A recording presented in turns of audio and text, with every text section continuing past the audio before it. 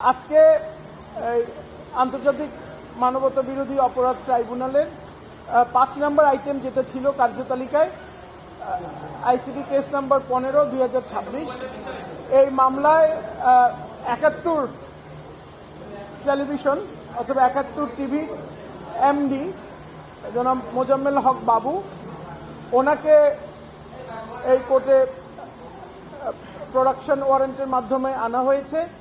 উনি অন্যান্য কিছু মামলায় আগে থেকেই কারা অন্তরীণ ছিলেন, তো এই কারণে প্রোডাকশন ওয়ারেন্টের মাধ্যমে আজকে ওনাকে এখানে উপস্থাপন করা হয়েছে। এই প্রসিকিউশন একটি অ্যাপ্লিকেশন দিয়েছে ওনাকে শোন অ্যারেস্ট দেখানোর জন্য, সেটা হচ্ছে যে শাপলা চত্বর মামলা, সেই মামলার বিষয়ে। তো সেই ব্যাপারে আমরা ওনার আইনজীবী হিসেবে আজকে মাননীয় ট্রাইব্যুনালে ওনার পক্ষে আমরা ওয়াকালতনামা ওনাকে রিপ্রেজেন্ট করার জন্য সাবমিট করেছি, আমি এবং আমার সহ আইনজীবীবৃন্দ, এখানে সিনিয়র আইনজীবী যারা এখানে পান্না সাহেবও আছেন এবং আরও অন্যান্য আমাদের কলিগস নাজিয়া কবির, অ্যাডভোকেট আরিফুল ইসলাম ওনারাও আছেন, আমি সহ। সো আমরা ওনাকে রিপ্রেজেন্ট করার জন্য ওকালতনামা জমা দিয়েছি।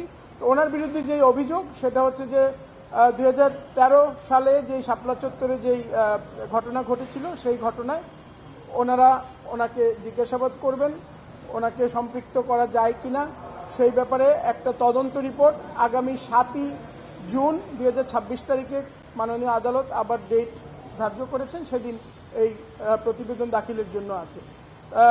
এটাই ছিল অভিযোগের বিষয়ে আপনাদের বক্তব্য। অভিযোগের বিষয়ে আমাদের সুস্পষ্ট বক্তব্য হচ্ছে যে জনাব মোজাম্মেল হক বাবু উনি গণমাধ্যম কর্মী এবং তো সেখানে ওই যেই প্রোগ্রামটি হয়েছে সেই প্রোগ্রামটি কিন্তু ঘটনার পরে হয়েছে, যে প্রোগ্রামটি নিয়ে ওনাকে আসলে অভিযোগটা আনা হয়েছে কেন্দ্র করে, এবং এই প্রোগ্রামের ওনার আসলে কোনো সম্পৃক্ততা ছিল না, এবং সেই প্রোগ্রামের যেই আপনার বিষয়বস্তু এবং প্রোগ্রাম যেই সঞ্চালনা থেকে শুরু করে অন্যান্য যেই কি আলাপ হতে পারে এগুলো আসলে এমনি সাংবাদিক অথবা গণমাধ্যম প্রতিষ্ঠানের সাথে জড়িত লোক, এদের মূল দায়িত্ব হচ্ছে যে অথবা পৃথিবীতে কি পৌঁছে দেয়া, যাতে জনগণ ইনফরমেশন পায়, বিকজ এটা রাইট টু ইনফরমেশন, এবং আর্টিকেল 39 যে ফ্রিডম অফ এক্সপ্রেশন এগুলো কিন্তু মানবাধিকারের মধ্যেও পড়ে। সো এগুলা ওনাদের দায়িত্ব, এবং আমরা সবাই জানি যে জনগণ যদি খবরটা জানতে না পারে তাহলে সরকারের জবাবদিহিতা স্বচ্ছতা এগুলো নিশ্চিত হয় না। সো সেই কারণে ওনারা পিওর গণমাধ্যম কর্মী হিসেবে, গণমাধ্যমের লোক হিসেবে ওনারা ওনাদের দায়িত্ব পালন করেছেন, এবং সেই দায়িত্ব পালন করতে গিয়ে ওনারা এখন এত বছর পরে ওনাদেরকে সেই ঘটনার যেই মামলা হয়েছে ঘটনাকে কেন্দ্র করে সেই মামলাতে অভিযুক্ত করা হয়েছে। জি, প্রসিকিউশন এটা অনেকদিন থেকেই, শুধু এই মামলায় না অন্য মামলায় বলে আসছে। এমনকি আপনারা দেখেছেন যে আপনার জঙ্গিদের ঘেরাও করে তাদেরকে সেখানে মারা হয়েছে, কিন্তু সেটার জন্য এখন মামলা হয়েছে। সো এইটা নিয়ে আমাদের বক্তব্য হচ্ছে এই যে আমরা সব বিষয় যদি আইসিটি ট্রাইব্যুনালে নিয়ে আসি তাহলে আমরা একটা সময়ে এই ট্রাইব্যুনালের অ্যাকসেপ্টেন্স, এটার যে গ্রহণযোগ্যতা এবং যে স্যাংটিটি, এটাকে আসলে আমরা আস্তে আস্তে প্রশ্নবিদ্ধ করে ফেলবো। সব বিষয়ে একটা গণমাধ্যমে তার যে কাজ সেটা উনি করছেন, এইটা করার জন্য যদি মানবতা বিরোধী অপরাধ এখানে এই আপনাদেরও বিভিন্ন রিপোর্ট আগামীতে এরকম এই মানবতা বিরোধী অপরাধ হিসেবে চিহ্নিত হতে পারে। তো এ কারণে আমার মনে 58 জনকে তো আসলে আমরা কখনো দেখি নেই, 58 জনকে চিহ্নিত করা হয়েছে কিনা, ওদেরকে কবরস্থ কোথায় করা হচ্ছে, ওদের পারিবারিক কি বলে বিস্তারিত যে বিবরণ সেগুলো এসেছে কিনা এগুলো দেখতে হবে, এগুলো আমরা এতদিন পাইনি। আরেকটা ঘটনা হচ্ছে ওনারা এরকম অনেক জিনিস আমরা দেখছি যেগুলো আমাদের কাছে মনে হচ্ছে বানোয়াট, এবং আমাদের আসলে হয় যে দেশে একটা প্রতিষ্ঠানকে কিভাবে ওনারা বারে বারে এরকম ফ্রিভোলাস কেস নিয়ে এসে এরকম মামলার মধ্যে সম্পৃক্ত করছে। সো এটা কিন্তু আসলে রাষ্ট্র ব্যবস্থাকে কোয়েশ্চেন করে।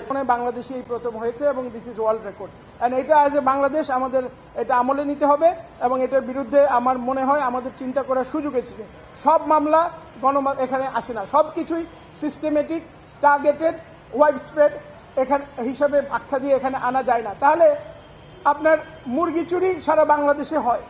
সো মুরগি চুরিও সিস্টেমেটিক, কারণ মুরগিকে আপনি টার্গেট করে মুরগি সারা বাংলাদেশে পাওয়া যায়, তাহলে মুরগি চুরিও এখানে আসতে পারে, আমি এটা মনে করি। কিন্তু ভাই একটা বিষয় সেটি হলো যে আপনি কি ইনডিরেক্টলি সাংবাদিকদের থ্রেট করলেন যে আগামীতে আপনারা আসতে পারেন? না, আমি সাংবাদিকদের থ্রেট করি না। আমি নিজেও গণমাধ্যমের ছাত্র, গণমাধ্যমে বিশ্বাস করি এবং আমি অনেকদিন এটা নিয়ে চর্চা করেছি এবং পড়িয়েছি। আমি আমার যেই স্পর্শকাতর গণমাধ্যমের দিকে গণমাধ্যমটা আপনারা জানেন, আপনারা সারাদিনই কষ্ট করে মাঠে ঘাটে থেকে সংবাদ সংগ্রহ করেন। আপনাদের ন্যারেটিভ কারো পছন্দ হতে পারে, আপনাদের ন্যারেটিভ কারো অপছন্দ হতে পারে, আপনারা অনেক চিন্তায় অনেক হতে পারে, বিকজ এটা ফ্রিডম অফ এক্সপ্রেশন, এই জিনিসটা বুঝতে হবে। আর্টিকেল 39 ফ্রিডম অফ এক্সপ্রেশন, আপনাকে এক্সপ্রেস করার ফ্রিডম দিয়েছে এই সংবিধান। আপনি আপনার ফ্রিডমকে, সাংবিধানিক অধিকারকে কাজে লাগিয়ে এক্সপ্রেস করেছেন, নিউজটা ব্যক্ত করেছেন। সেইটা যদি কারো অপছন্দ হয়, সেটা যদি তারা মনে করে আমার বিরুদ্ধে গেল, অ্যান্ড সেই কারণে যদি আইসিটিতে মামলা হয়, তাহলে এটা হচ্ছে দুঃখজনক আর কিছু হতে পারে বলে আমি মনে করি। এইটা তো ওনারা প্রমাণ করবে কি ভূমিকা আছে। আমরা তো বলবো যে 58 জন যে আসলেই মারা গেছে, 58 জনের তো বিস্তারিত আসতে হবে, এরা কারা, এবং এটা নিয়ে তো বিভিন্ন জায়গায় বিভিন্ন ধরনের রিপোর্ট এসছে, বিভিন্ন সংখ্যা এসছে। তো এখন আমরা এখনো আমরা যেহেতু ফুল ডকুমেন্ট এখান থেকে পাইনি, বাট আমি এতক্ষণ যেগুলো বললাম যে আসলে 58